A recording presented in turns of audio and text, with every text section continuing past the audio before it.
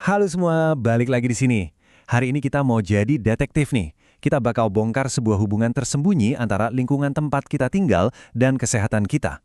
Sebuah kaitan yang tanpa kita sadari ternyata memengaruhi jutaan orang di Indonesia. Oke, investigasi kita mulai dari yang paling dekat, ya, dari ancaman yang mungkin udah sering banget kita lihat dan rasakan, yaitu penyakit-penyakit yang sepertinya udah jadi langganan. Coba deh, pernah kepikiran nggak sih kenapa ya penyakit kayak diare atau ISPA, infeksi saluran pernafasan akut, itu kok kayaknya umum banget di sekitar kita? Ini bukan kebetulan loh, ada sebuah teka-teki besar di baliknya, dan hari ini kita akan pecahkan bareng-bareng. Nah, jawabannya itu ada di konsep ini. Penyakit berbasis lingkungan. Gampangnya gini deh, ini tuh penyakit yang akarnya bukan dari dalam tubuh kita, tapi justru datang dari faktor-faktor yang ada di lingkungan kita sehari-hari. Terus, faktornya apa aja? Nah, ini yang seru. Ternyata ini semua adalah hal-hal yang kita temui tiap hari. Ketersediaan air bersih, kondisi sanitasi di lingkungan kita, cara kita ngelola sampah, sampai kebiasaan yang kelihatannya sepele, kayak cuci tangan. Semua ini tuh potongan puzzle yang nentuin gambaran besar kesehatan kita. Oke, daftar tersangkanya udah kita pegang. Sekarang, layaknya seorang detektif, yuk kita lacak dari mana sih sumber utama masalah ini datangnya. Dan petunjuk pertama kita membawa kita ke sumber kehidupan itu sendiri. Air. Ya, air.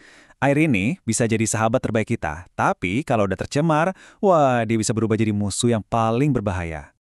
Tapi pertanyaannya gini, emang apa sih yang bikin air itu benar-benar aman buat diminum? Apa cukup kalau kelihatannya bening aja? Ternyata standarnya jauh lebih ketat dari itu. Ini dia standarnya, menurut Peraturan Menteri Kesehatan kita. Ada 4 syarat yang nggak bisa ditawar. Secara fisik, harus jernih, nggak berbau, nggak berasa. Secara mikrobiologis, wajib bebas dari bakteri dan virus jahat. Secara kimia, nggak boleh ada racun berbahaya. Dan terakhir, bebas dari zat radioaktif berlebih. Keempatnya ini, harga mati. Jadi kita tahu air yang nggak aman itu masalah. Pertanyaan selanjutnya, kok bisa sih air kita jadi nggak aman? Jawabannya, sering banget ada teronggok tepat di depan mata kita. Sampah yang nggak diurus dengan benar, inilah biang keroknya. Dan ini dampaknya bukan cuma bikin pemandangan jadi jelek loh. Sampah ini meracuni air dan tanah, menyumbat got yang akhirnya bikin banjir, jadi sarang nyamuk, pembawa penyakit, dan bahkan merusak kehidupan di laut.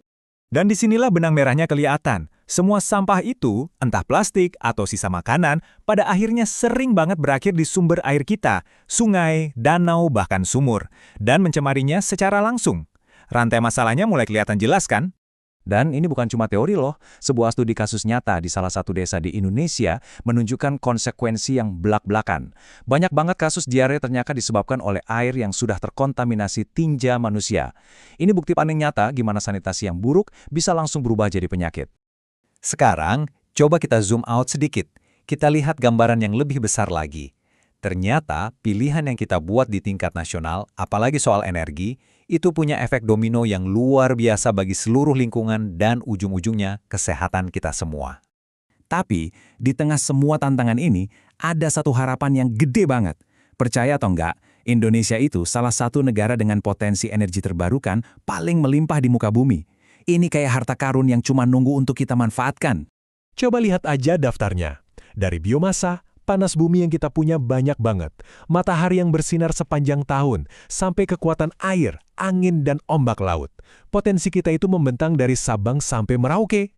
Jadi, kita ini sekarang kayak lagi berdiri di sebuah persimpangan. Satu jalur adalah bahan bakar fosil yang prosesnya dari tambang sampai pabrik seringkali merusak lingkungan dan mencemari air kita.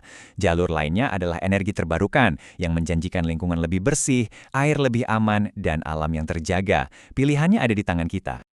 Oke, kita udah menelusuri akar masalahnya dari skala rumah tangga sampai ke level negara. Sekarang, ini bagian paling pentingnya, gimana cara kita memutus rantai ini? Apa yang bisa kita lakukan?